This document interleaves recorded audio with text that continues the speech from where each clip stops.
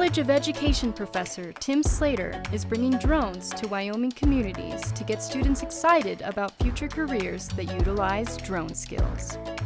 Slater's two-pronged approach includes hosting professional training for local educators and community members, alongside competitions for students. Participants are exposed to coding, legal, and ethical considerations of drone flight, and learn how to repair drones to support their students when Slater and his team leave town. Educators will take over the controls and gain experience piloting several different drones during these hands-on events. Chris Leatherman, a commercial drone pilot and instructor in UW's GIST program, along with Rick Sanchez, a commercial drone pilot and science educator, work with the educators to develop their flight skills. The experienced drone pilots support the educators as they take their first flight.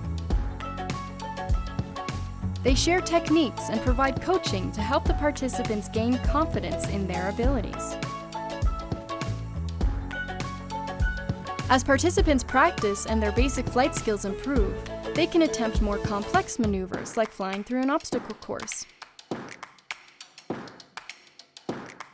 The pilots are challenged to only use a video feed when navigating the course. As the educators become more skilled pilots, they will pilot their first flight outside.